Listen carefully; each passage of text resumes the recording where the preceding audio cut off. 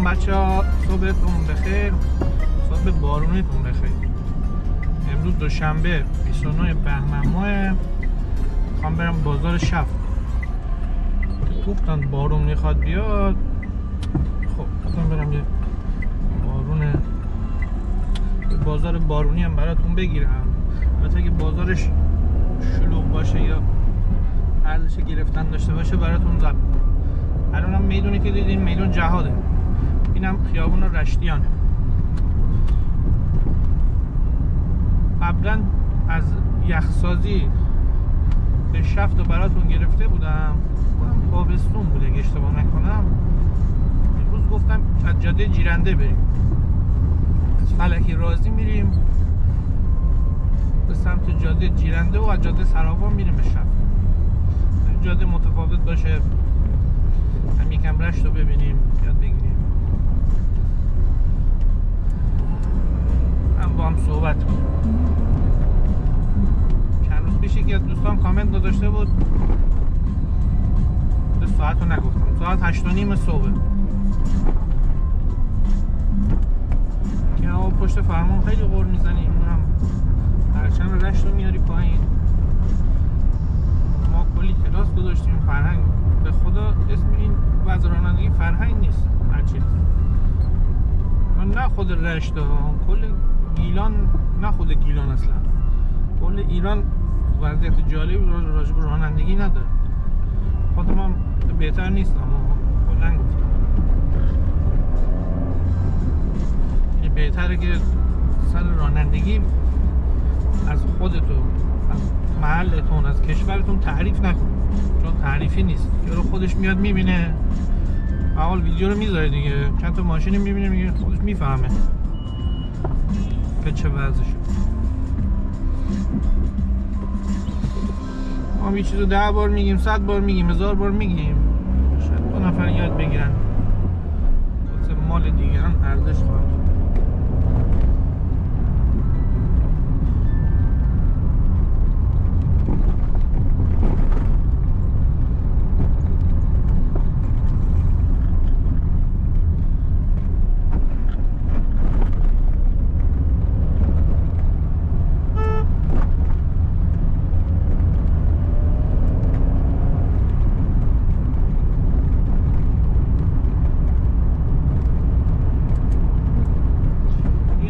پل میره به سمت یخسازی، دست چپ هم میره به سمت سبز میدان و پیرسرا و دانستان و مقبره لود نشدم صبح اسمش دان علی. از سمت پایین هم که ما میخوایم بریم میخوره به زیابری، میدان دفاع مقدس با محتشم مستقیم ادامش.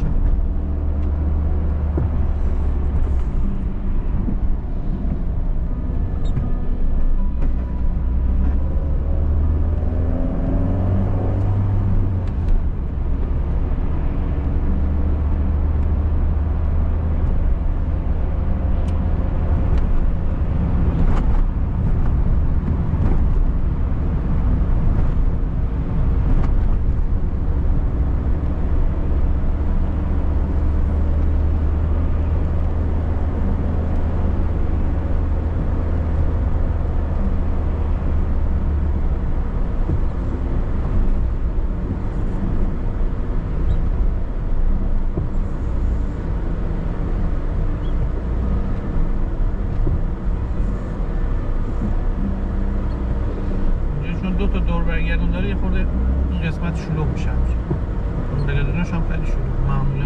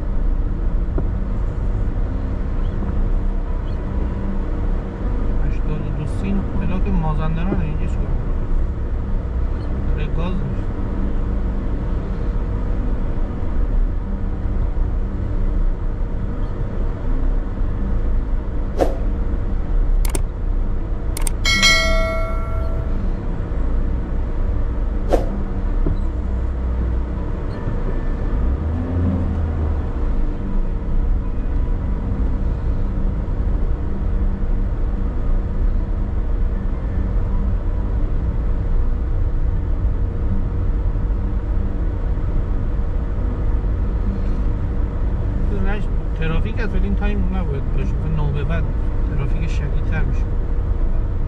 رشته معمولا مغازه رو یه خورده دیر مغازه رو ببینین، این مشتری نیست به خاطر اونه، مشتری مادت نداره، مثلا زیر 9 بیان. شما همین الان مثلا 9 هم بری 9 هم بری شهرداری خیلی مغازه ها خیلی دستفروشا هنوز بساط نکردن. همون 10 استارت کار، از اون ور شب دیر معمولا 9 شمال دیر حساب میشه.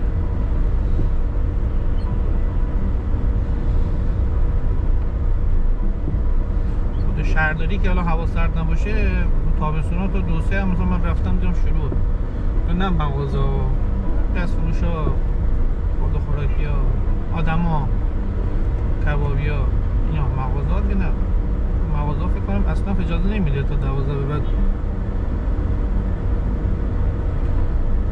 تمپای خاصی باز باشه، هم امنیتشونه هم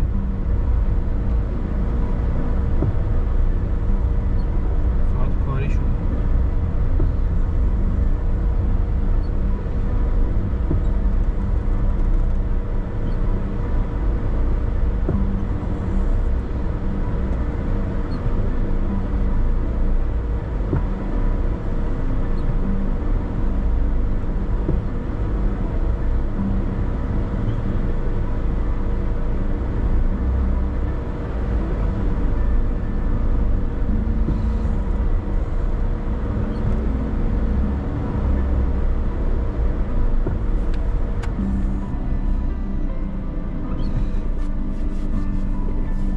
فرصت هم شد میخوام بازار سنگر هم برم ببینم وقت میشه. صبح زود واسه همین حرکت کردیم.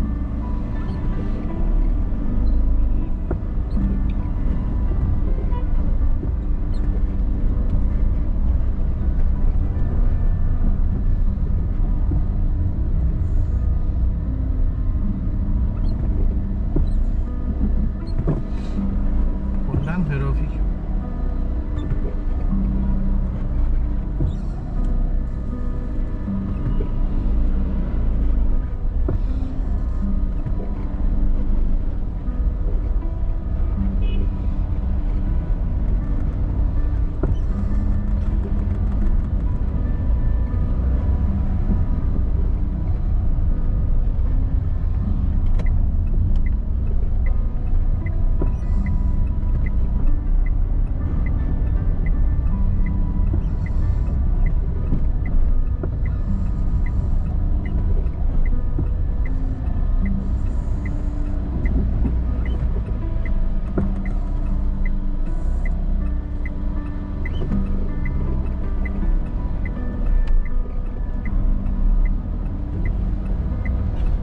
راست که میخوایم بریم میدون اسمی اصلیشو نمیدونم روش فلک رازی میگن، داری تو ذهنم میاد میره ولی دقیق نمیدونم بگم بریم اونجا. بیمارستان رازی همینجاست، مرکز عفونی و اورولوژی کلیه و مجاری.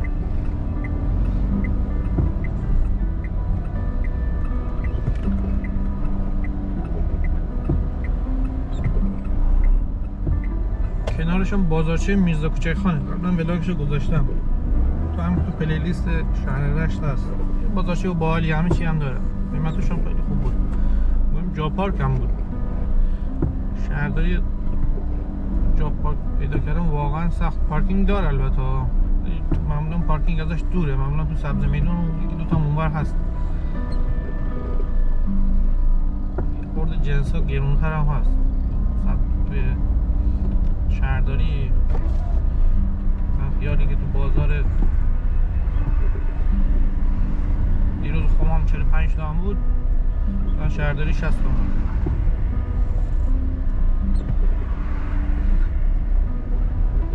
حالا خیلی به خاطر خرید نمیام، بیام به خاطر فضاش.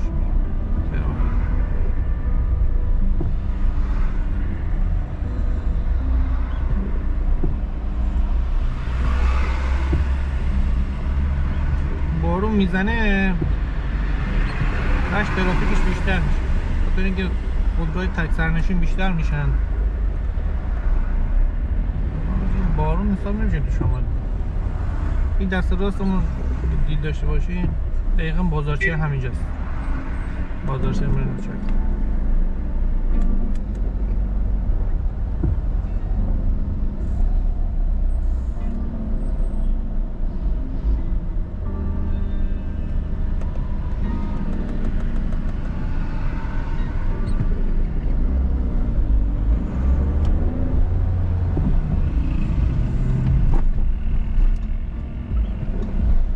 دست راستمون هم بیمارستان رازیه.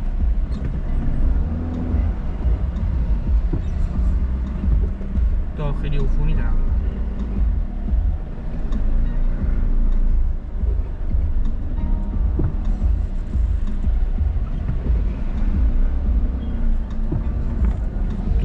رد میشم یاد ایام کرونا میافتم.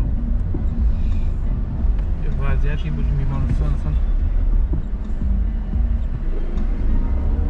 همکارامون استوری میذاشتن، عکس میذاشتن که واقعا هم گریهش میگرفت.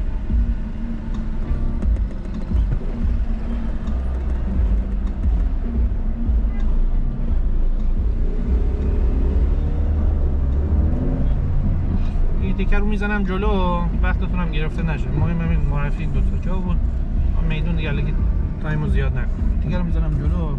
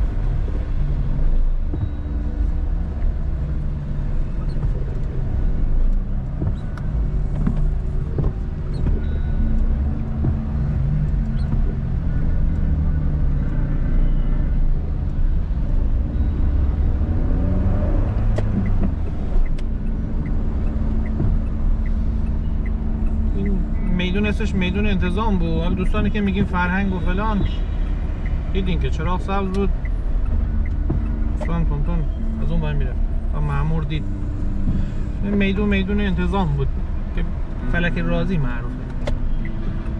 بعد این پشت سرمون که بین رازی و این میدون یا دست چپ ما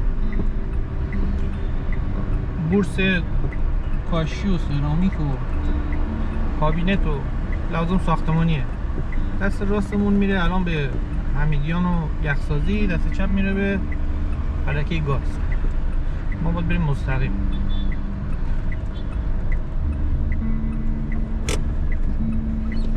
از جای معروف چون بریم بهتون بگیم.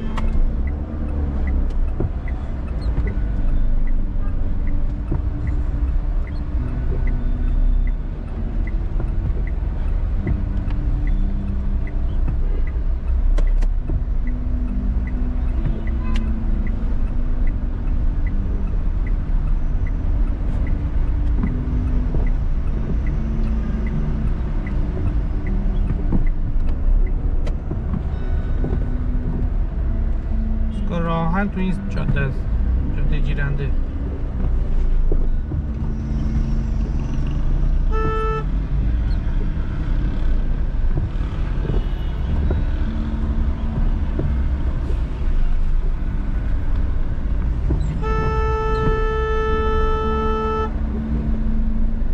یه اعصابتو خورد نکن، یه سر بغض زدم نیاده.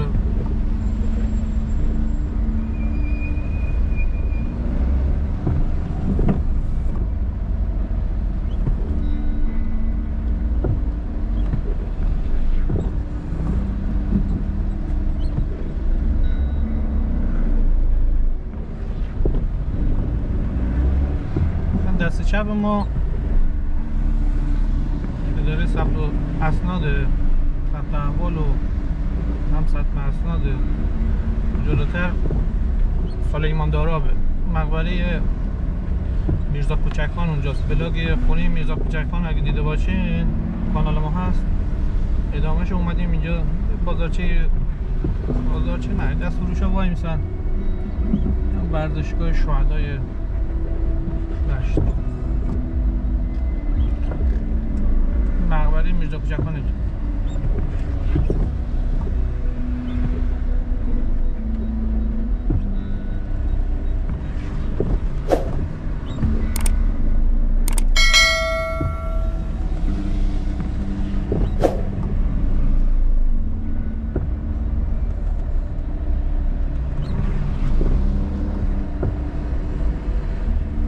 ساختمان پلیس فتا من دست راست.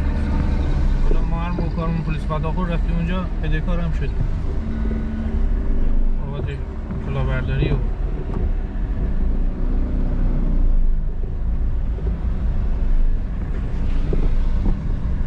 از رفتیم شکایت کردیم یارو پولو گرفته جنس نفرستاده، جنس تقلبی فرستاده.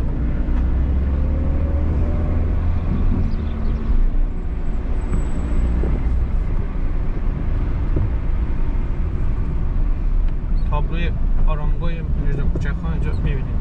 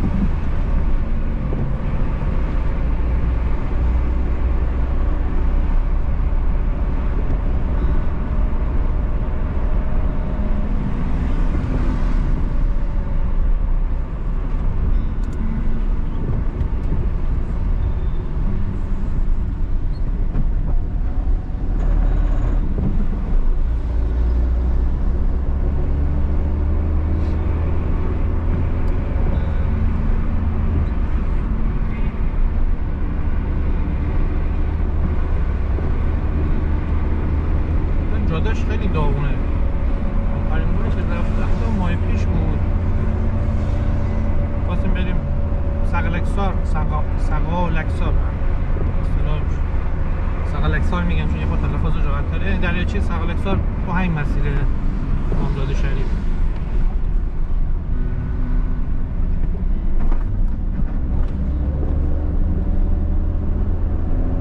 که جای دیدنی شهر رشته دریاچه سقالکسار.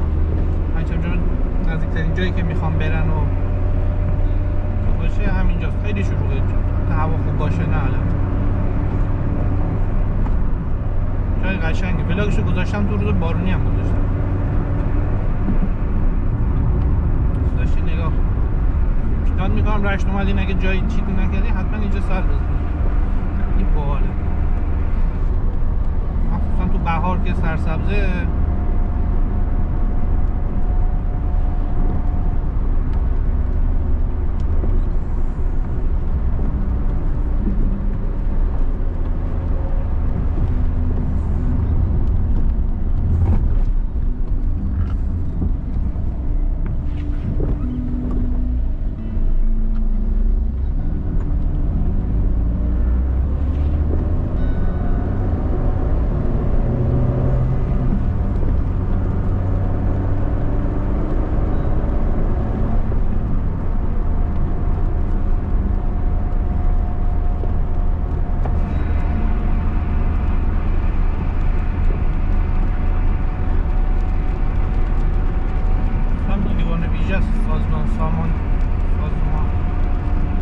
سازمان ایگان میشه تابلوشو درست نخونم آدم ماشین رو بخورد کردم کارخونه هست.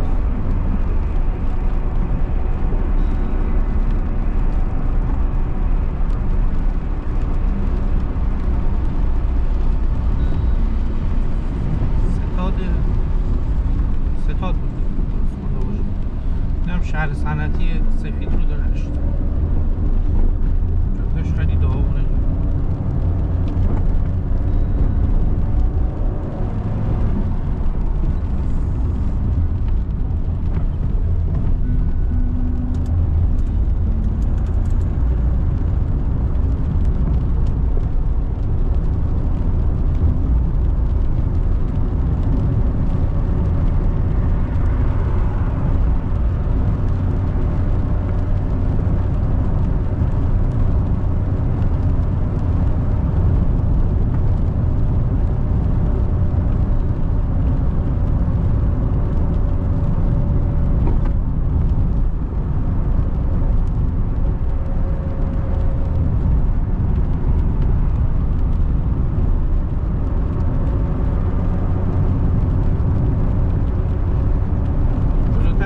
جاده تنگ میشه.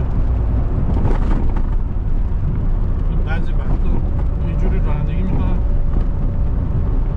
آدم خوف میکنه.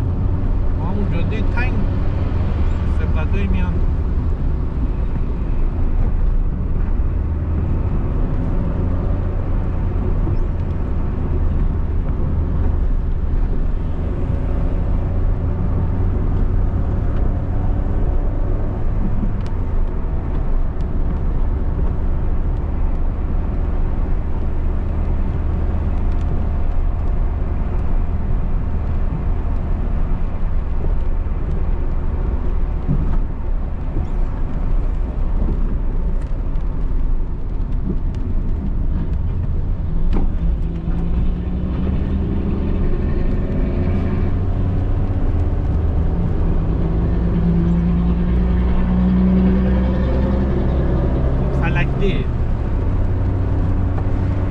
جای دیدنی اطراف و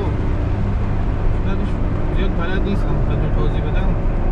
حتما داره شما همه جای رشت جای دیدنی.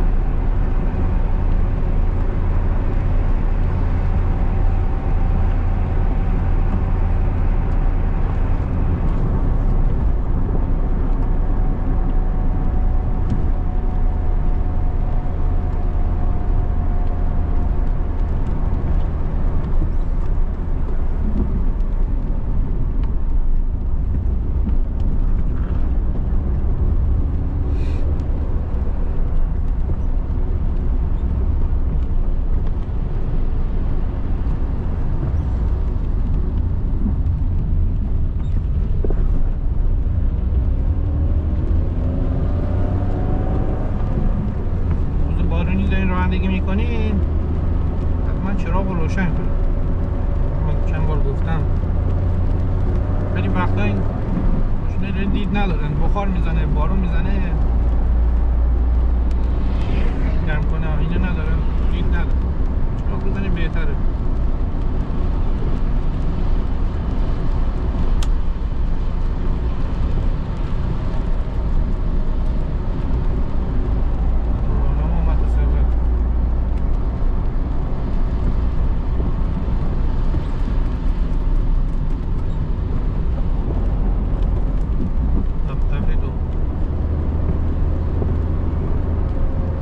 راهنه تابلوش هست رشت به مشهد. ایستگاه دیگه هم توقف میکنه، قزوین و تهران، اسمش مشهد به رشت.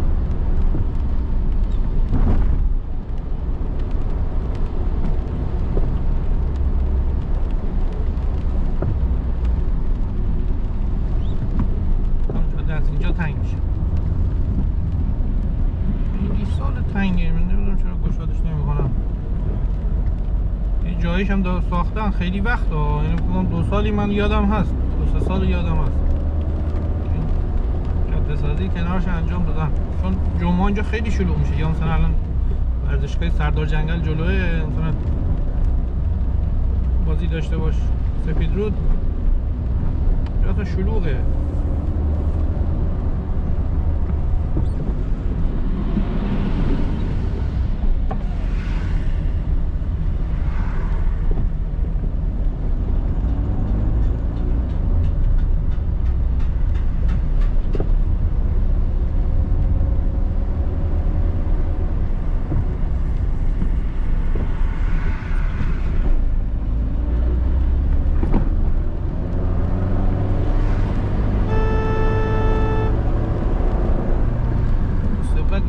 بزنیم بهش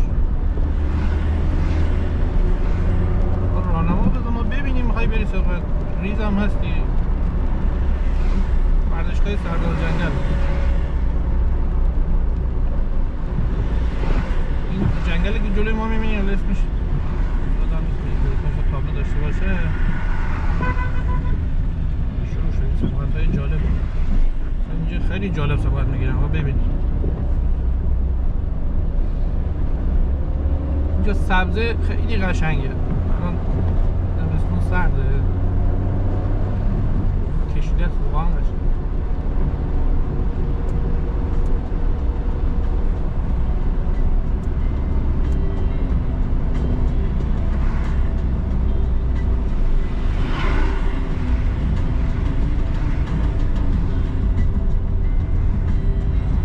از اینجا تا چیز نزدیک دیشب زدم نزدیک 49 دقیقه 51 دقیقه همچین هلوشه. الان ترافیک موندیم تا شفت راهه. این خیابون الان جاده میرسه به آزادراه سنگر به سومنسرا فومن، چی نمیشه فومن سرابان، ولی خب انتهاش باز اونور اینوره. جاده تهران رو به آستارا اینا وصل میکنه.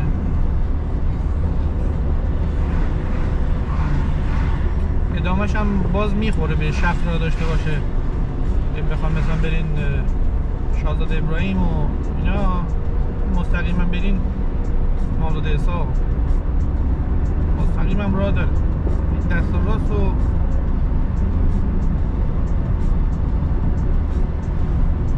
شهر شفت رو دور میزنه، یه خورده دور میشه رامون. امروز گفتم فرصت نداریم زیاد، از این ور میریم. یه ولاگ مامزاده حساب و ابراهیم رو دوباره باید برم، دوباره از این من مسیر میرم براتون توضیح میدم.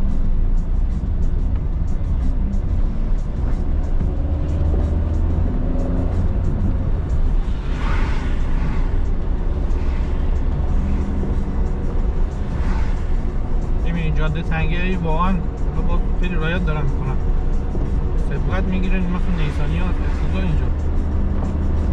یادتون باشه اینجا یه خورده احتیاط کنید، دیگران رعایت نکنید، نه که شما خط ممتد هم هست.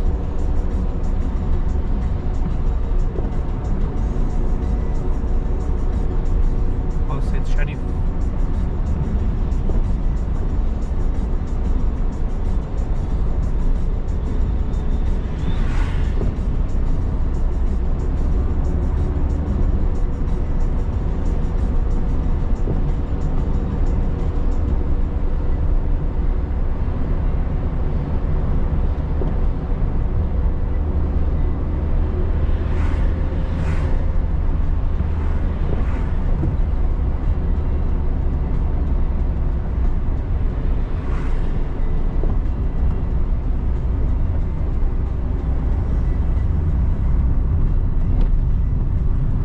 لیست شهر شب، هم بازارش هست، هم جاهای دیدنیش هست. گذاشتم مثل آبشارش، امامزاده، ابراهیم رفتیم. قشنگ بهار و تابستون خوب بری، اوایل پاییز نهایتش. الان اونجا برف سرده.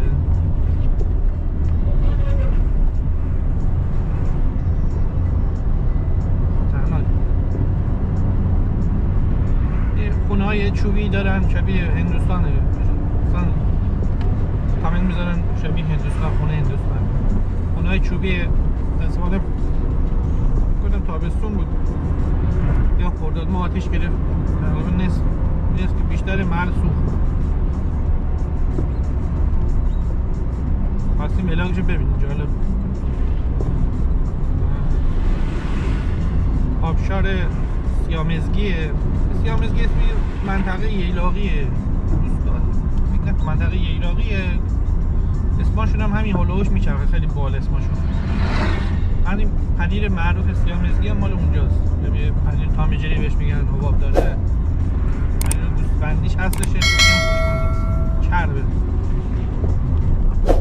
اینا همه جزء شهرستان شفت.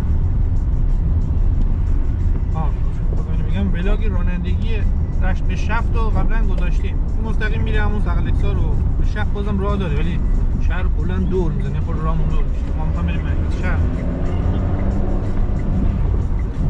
سمت چپ ما میره قزوین و تهران، سمت راستمون هم که نوشته من و خانسرا و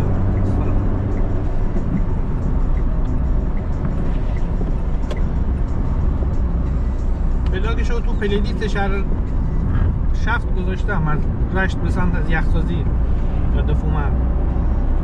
این دوست داشتین اون رو نگاه کنه. دوباره میگیرم.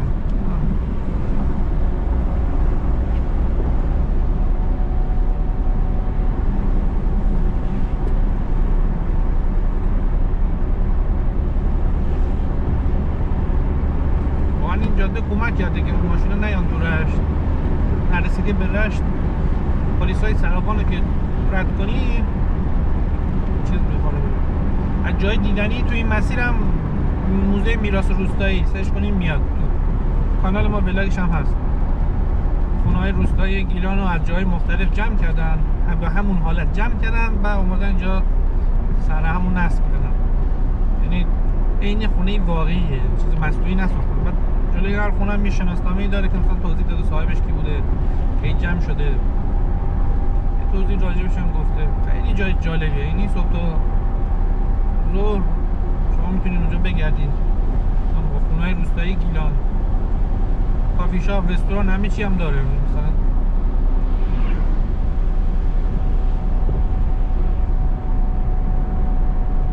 پنجشنبه جمعه هم مراسمه، مثلا لافند بازی، طناب بازی.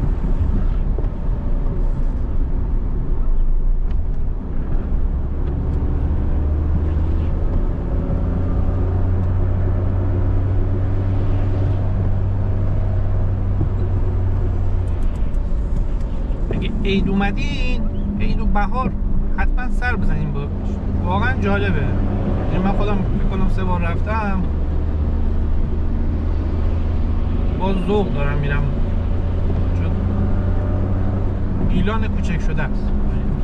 خانم‌های روستایی هستن اونجا نون میزنن، فضای جالبی. خود عید میریم، ما این ترافیک وایسین بین همشون نگاه کنیم.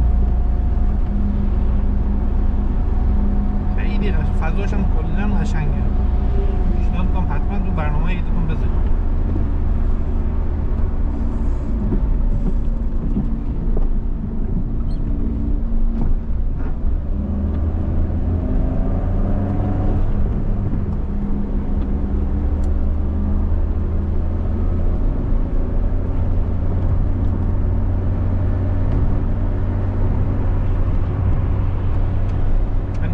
میرم که ویدیو جدا بگیرن.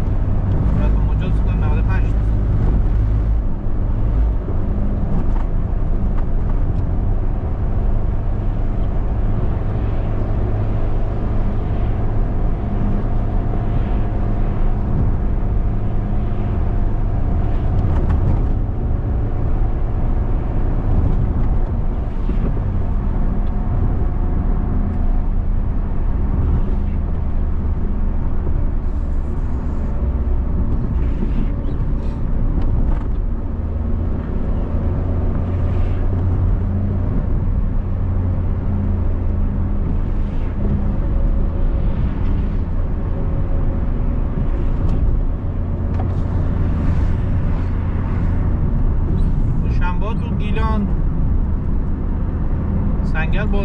شفت بازاره، دوشنبه سیاکل بازاره،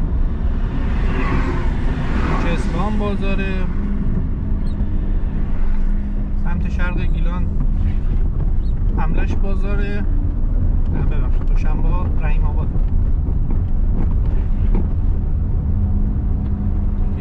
دوشنبه بازار دیگه به ذهنم نمیرسه. بازار زیاده دوشنبه. بازاره که گفتم همشون روز بازاره قشنگ گیلان، واقعا دوشنبه روز پربرکتی.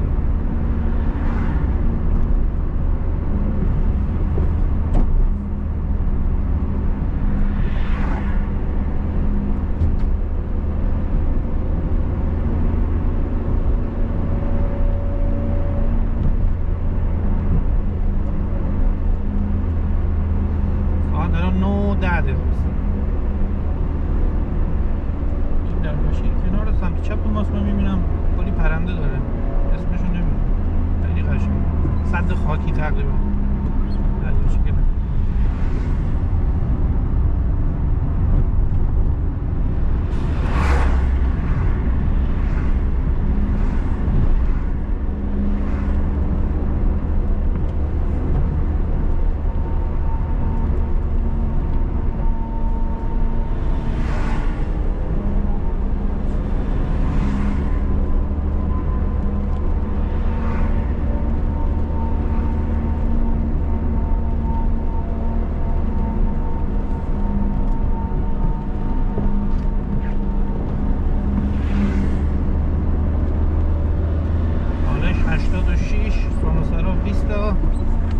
پاسدارا 151.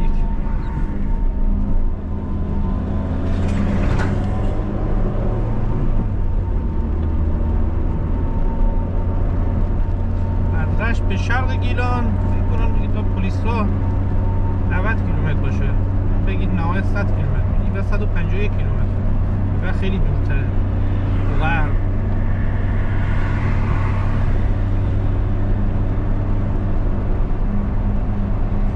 ابراهیم آزاد اسحاق و شهر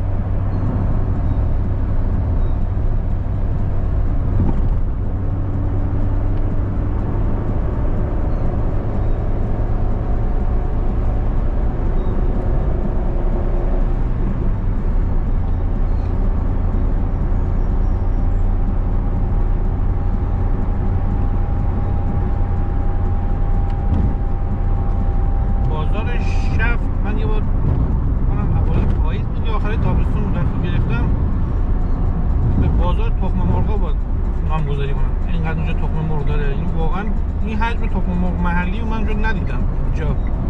تو فیلم هم که من فیلم تخم مرغشو نمیده.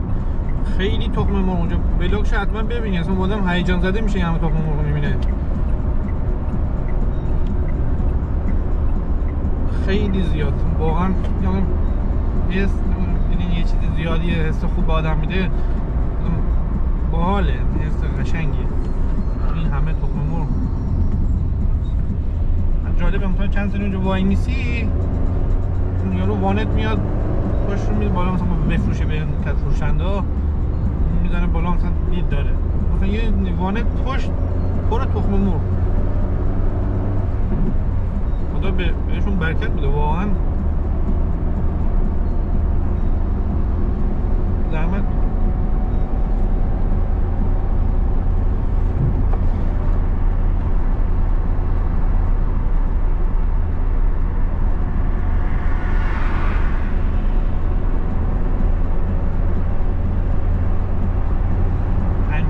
یه فکر کنم شفته، چون ماشین زیاد دیدم با این پلاک به این مسیر.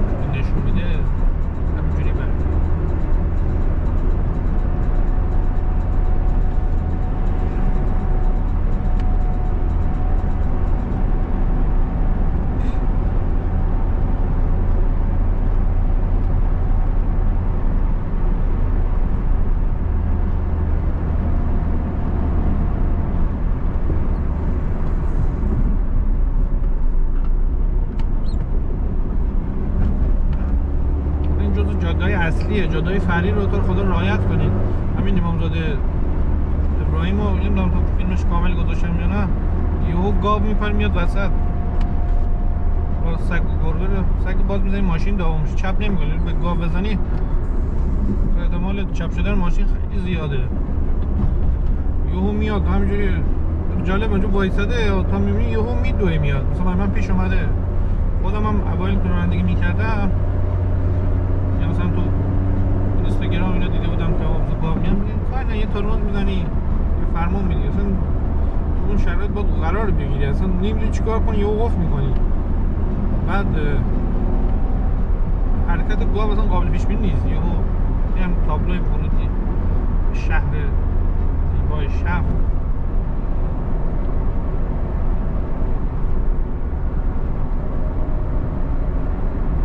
یهو قفل میکنی، اصلا هیچ کار نمیتونی کنی، چون یهو معلوم نیست میاد عقب دوباره میره جلو.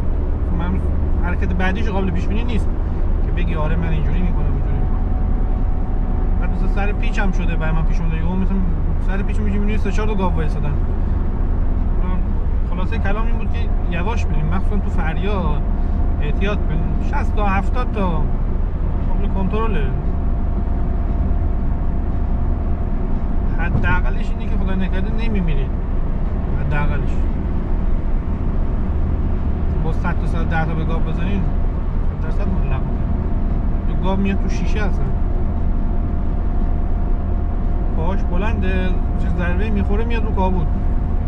رعایت کنید. اینجا خدا رو شکر بارون نمیزنه، احتمال زیاد بازار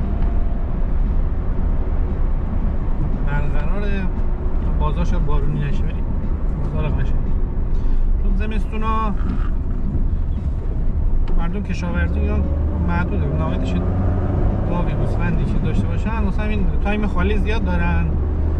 اینجور مثلا دوشنبه بازار، یه روز بازاره، میان بازار سر میزنن، این شلوغه، جالب میشه.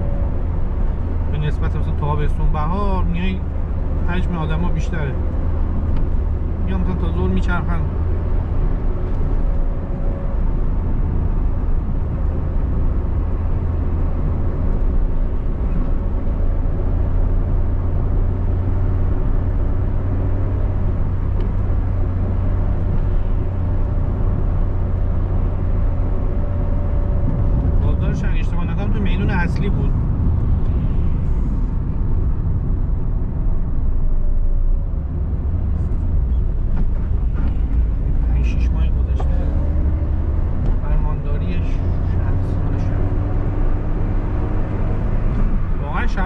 قشنگه.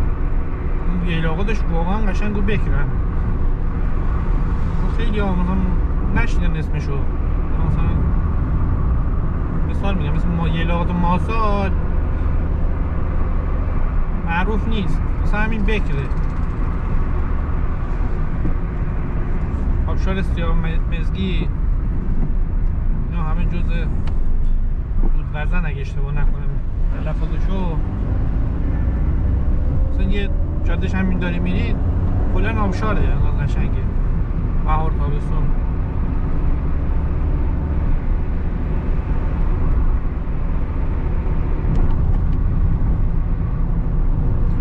سمت راست نوشته شهرداری هومن سامسرا، سمت چپ مرکز شهر سیغلکو و جرده، مستقیم هم سیامزگی و احمد سرگوراب و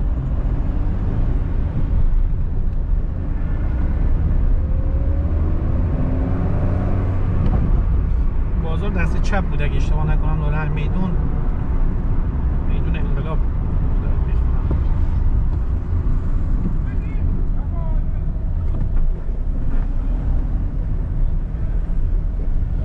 هنوز کامل نه. این صبحونه بخوریم بریم برای